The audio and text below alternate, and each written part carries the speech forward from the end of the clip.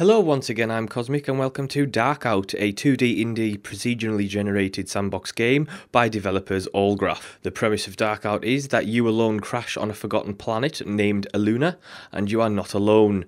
Your mission is now survival. So from the onset, you'll notice distinct similarities between Darkout and games like Terraria and Starbound. Little is different in terms of the core mechanics. You gather resources, craft items, build shelters, and other things that you need to survive. Darkout has a much darker tone and atmosphere than games of the similar nature.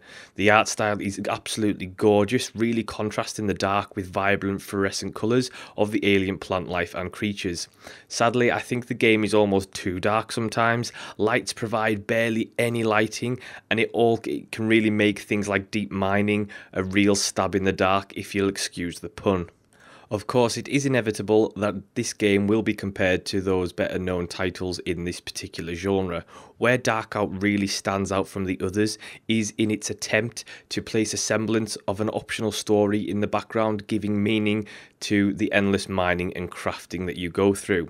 The story is told through data modules that could be found randomly in the world. These give backstory to why Aluna was abandoned by the human race and the events leading to that abandonment. Now, as I've said previously, while the core mechanics are primarily the same as well-known counterparts such as Terraria, one feature I really did like about Darkout was the gathering mechanic in particular. It has the ability to switch between a 1-block and 3-block spread, allowing you to mine a larger area more time efficiently. Crafting, on the other hand, is somewhat different than, say, something like Minecraft. Craftable items must first be researched with research points, and you gain research points by doing things in the world like mining, crafting, etc, etc. Once an item is researched, you can then craft it, which consumes resources that you gathered. It means it's best to think about really carefully what you really need to be able to craft and research before just spending resources and research points like crazy. Otherwise, it might leave you in somewhat of a dire situation very early on. Another great feature of the game is in its setting. The science fiction setting allows you to craft a great array of items and materials that you wouldn't find in similar games that have more of a medieval basic setting. The ability to go from using simple items like swords to all-out futuristic sci-fi weaponry is very fun. The graphics and art style, as I've mentioned, really give you a feel of an alien world, and you really do get a sense of survival on an alien planet rather than survival on an Earth clone. Some of the items that you are able to craft are fantastic, especially the Dead Space-esque full bodysuits.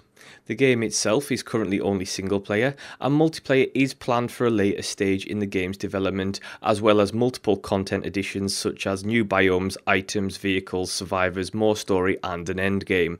While there is much fun to be had in single player, games in this genre really do benefit massively from a multiplayer, and it's something that is sorely needed simply to keep the fun factor and the longevity of the title going.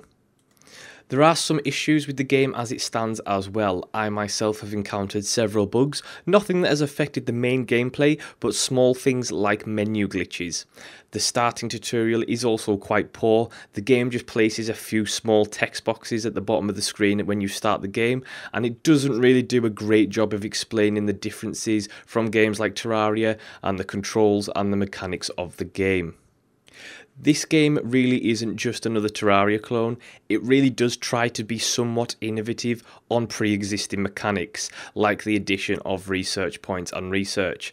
The game really does have potential. I personally feel once they have had a few content updates and the addition of multiplayer, the game will really start to come into its own and stand its ground against its overshadowing rival being Starbound and Terraria. I do really think for those who enjoy this genre, this game really must not be overlooked, as you will get real quality here, though at the moment the more casual of gamers may want to hold off until multiplayer has been introduced. All in all, it is a great indie title with lots of potential, but whether Allgraph will manage to achieve that potential is something only time will tell. I, for one, really do hope they do.